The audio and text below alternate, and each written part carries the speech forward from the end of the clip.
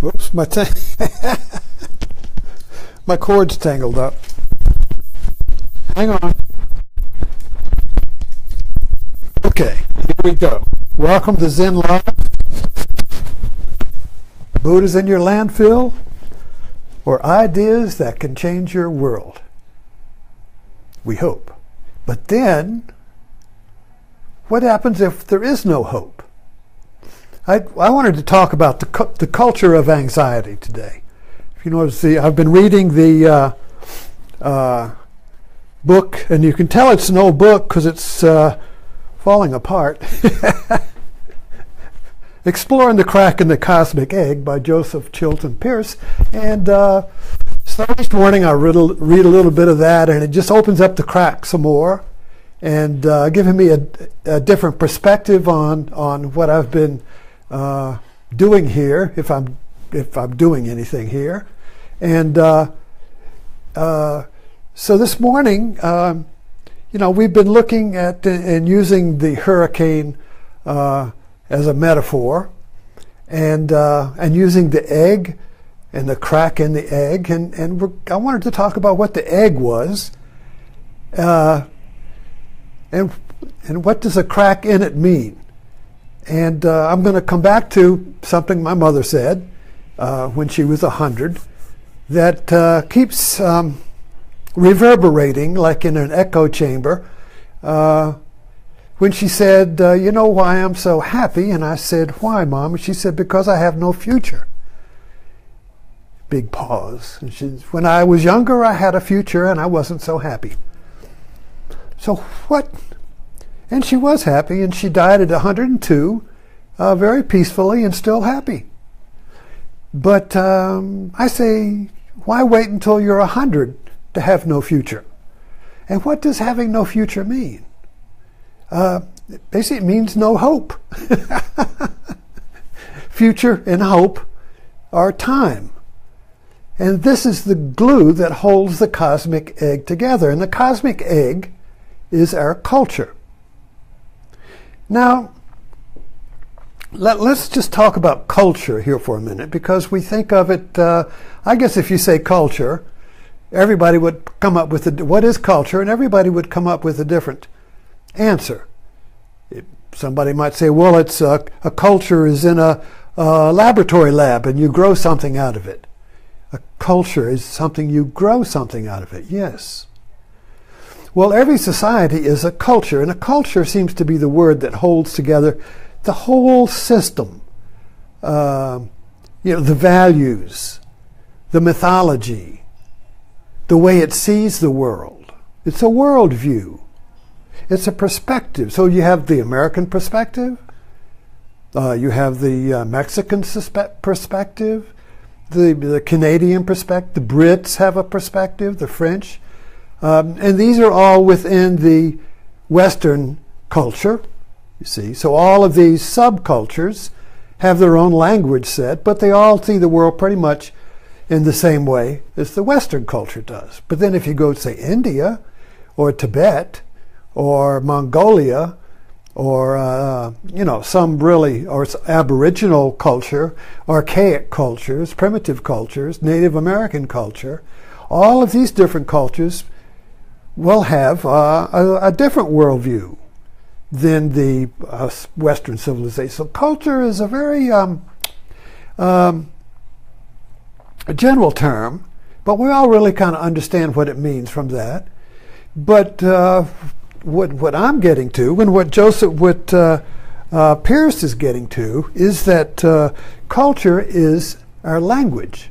It's a semantic language. In other words, and we all know this, we see this in our families. So you have a baby, and he is the infant, and then the early child is not in culture, but he is being acculturated.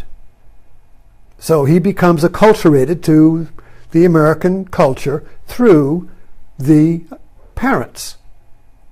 And they don't really have to sit him down in school and point to and do a culture class. I mean, he learns the culture by just running around the house and learning the language of the parents and learning the values of the parents and what's good and what's bad. and learning the view. In other words, the child lives in the unconscious of the parent. The child lives in the culture of the parent that the culture is not aware of. We're not aware of our culture. Culture is unconscious. That's the whole problem. Culture is both conscious and unconscious. It's the whole catastrophe. It's the fishbowl. It's our reality. The fish can't see the fishbowl. We can't see our culture. And the problem with culture is that it is created by language and thinking. So we all think, and we think our world into existence. But that thinking is our culture. So when I say, and Krishnamurti used to say, the world is you, you are the world, and the world is you, there are two different levels to that statement. If you say the culture, you are the culture, and the culture is you,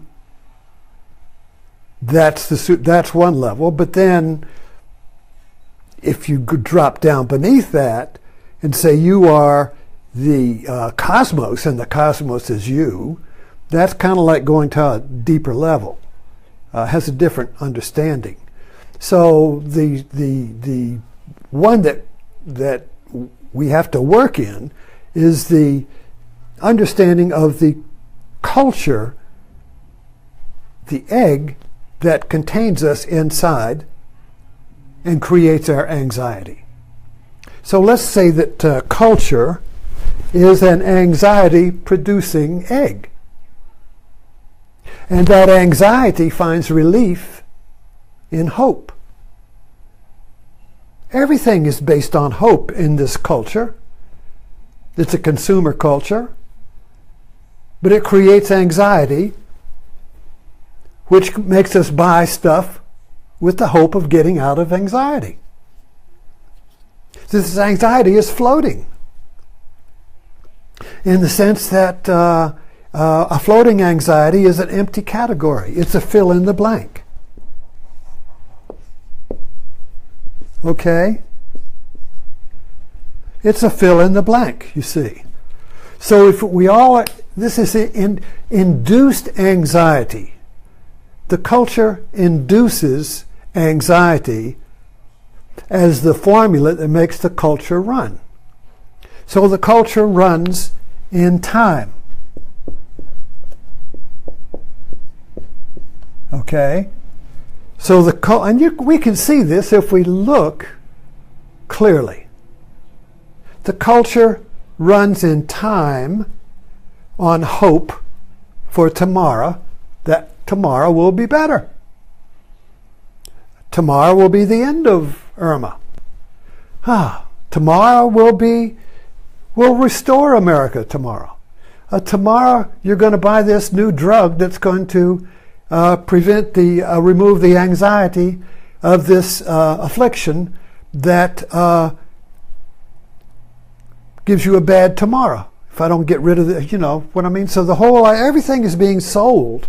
It's a fill-in-the-blank culture to remove this floating anxiety that is induced when we are acculturated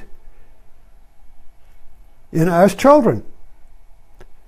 A lot of movies point to this. The Matrix points to it.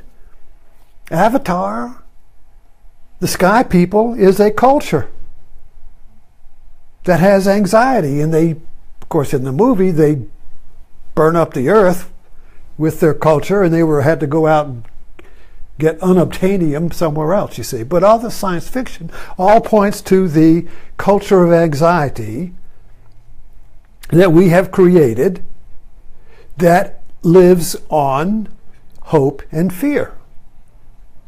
And so it's always projecting to tomorrow. I keep forgetting to turn on my little clock here. Sorry about that.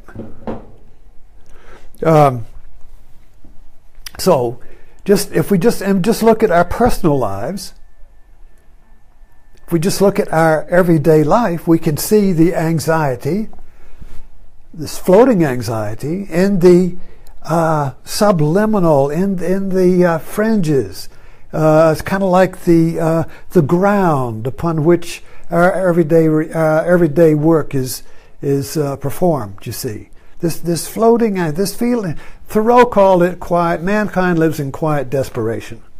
Quiet desperation. This kind of like background feeling of unease. This background feeling that we're on the wrong track. This background feeling that I need more. I need something. I'm missing something. You see. And so we're very susceptible then to somebody coming along and selling us that hope. Oh, take this snake oil here. This new politician. Everybody's selling hope, you see.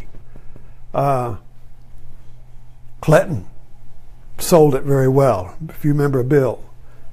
Don't stop thinking about tomorrow. Hope. Tomorrow will be better, you see. That's the grease of politicians and consumerism. So we really have to look at that. You see, we really have to look at our own, and see, we're conditioned to believe that our little thinking mind, our little me, is separate from culture. So we look at culture on the TV, in media. We look at it out there from a position out here. Okay? So we're kind of like out here looking at culture, and critically, of course. So we're all taking outside position against culture with judgment. And rightly so, because you can't see anything unless you're outside of it. So the illusion, the gimmick here, the trick is that culture induces the idea of myself as being outside of culture. Culture creates the illusion that I'm not in it. But you see, the truth is, I am in it. You see. In other words, culture induces the feeling and the belief that the fish is outside of the fishbowl. So like this is a fishbowl, and here's the fish. But the reality is, the fish is inside the bowl. So we're kind of split, you see. Culture splits the mind. Now, this is not to say we can't do without culture. I'm not saying that, because mankind has to have a culture. A fish has to have a fishbowl. Well, he could live in the ocean. Well, the ocean is his fishbowl. So the fish has to have water, and culture is the water in which human beings swim. Otherwise, you just grow up with a wolf in the forest, have no language. What would that be like, you see? So the human being is a fish in culture. But the essence of the human being is to transcend culture while at the same time living in it. See, the old ancient, old traditions, Buddhism, yoga, all of the old transcendental ways of discovering your freedom was to leave culture and go live in the forest as a monastic. Go live in a monastery. Go live in a cave. The Buddha did it. He left. Went to live with the teachers and the yogis in the woods. He left culture. You go to a spiritual retreat. You're practicing monastic tradition. You're leaving the world and going to a little oasis. And oh, I'm so peaceful. I'm so free from culture here. I don't have a radio, and I don't have newspapers, and don't have media and TV and cell phone. It's all left there. And I feel this inner peace and everything. And then I go back, and vroom, culture comes washing over me again. And I say, oh, where did it go? I was so peaceful there. Where did it go? You see. So we have moments when we drop out of culture and we discover a new way of being that we can't discover in culture, and then we go back. So when we drop out, we're free from anxiety. When we drop out of culture, go to retreat, maybe go live in a cabin in the woods. We all have these little ways. Have a little place, go camping. Go camping. The camping is a metaphor for dropping out of culture. What do you do when you go camping? You depend upon you may take your culture with you. I remember when I was in junior high school age, 10, 11, 12, around that, I was in Boy Scouts. And I look back on that as the great adventure, because we used to go camping, and as Boy Scouts, we used to go camping with just the minimum. You have to make, you got your little fire. You have such warm memories of standing around in the rain, trying to cook bacon on a fire in the rain and freezing to death. Those were the days.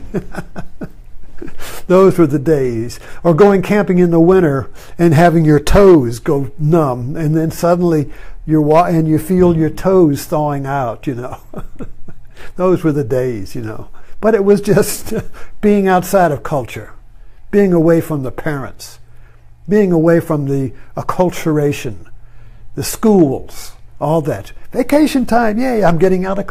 Schools are part of culture. Everything in culture, institutions, politics, medicine, everything in this egg creates anxiety and a hope for a better world in the future. Because this world sucks. So we drop out of culture and find these ways to discover that the world and I don't suck. Oh man, this is so great. I'm sitting around a fire, cooking bacon in the woods. Oh man, this is so great. But there's the less comfort, the better. You see. So this thing here basically is the culture of anxiety. It's also the culture of comfort. All this hurricane thing about, all about Florida, Irma, all of that is, oh my God, they lost their comfort. Nobody, just a couple of people died, but I mean the whole thing was about the loss of comfort. Oh no, they didn't have power. Oh no, how terrible, no power. Then we go on a camping trip and have no power. Oh man, this is so great. Oh no, no TV, no Facebook, no comforts, you see. But then we go to a retreat, then leave our cell phone and our TV. And even talking, don't talk. This is a silent retreat. You see, oh, this is great. I feel so peaceful. Where does that peace come from? It isn't in here. There's no peace in here. There's no peace in culture because it cultivates anxiety, and anxiety is the feeling that something's wrong. But I don't know what. So then culture creates conspiracy theories. Everybody's got a theory on who's creating the anxiety. Obama did it. Trump's doing it. Somebody's doing it. Somebody has to do it because it's here. But it's fill in the blank, you see. So you can't drop out of culture in a group. You can't join a gang, you can't join a church, you can't join a tribe, you can't join a herd and drop out of culture, but we try. But the herd becomes its own culture. Zebras are a herd and they have their own culture. So, we're looking at the culture of anxiety, and the only place to look, you see, is in our own mind, because our mind is a creation of culture. This is why I come to Zen. And we'll close with that, where Zen is a tradition in Buddhism that I like because it's like plain yogurt. Zen is just like no frills Buddhism. It's just this. And it's all about creating a cone, a puzzle, that breaks you out of the cosmic egg of anxiety. Because the cone, like, if you call this a marker, you're wrong. If you say this is a marker, you're wrong. If you say it is a marker, You're wrong. Now you have to choose which is it, or I'm going to hit you. That creates anxiety. Because it's either this or that, but you can't choose them both at the same time. So that splits the mind. So a cone is an induced split in the mind that mimics the split that culture creates. Culture creates a split in the mind so that I think I'm outside of culture while I'm in it. And I can't figure out why I can't get myself out of culture, because I don't see that I'm in it and out of it at the same time. You see, there was a saying, I'll close with this, in The Usual Suspects, where the character played by Spacey says, the devil's greatest invention was to convince you that he doesn't exist. See? So that's kind of like what culture does. Culture creates the split in the mind, so you think you're outside of it, but you're still in it. So no matter what you do, you're still in it. So everything you do to get out of culture just keeps you bound inside of it. That's the Zen cone. So let's stop with that, and I'll see you this evening at Martini time.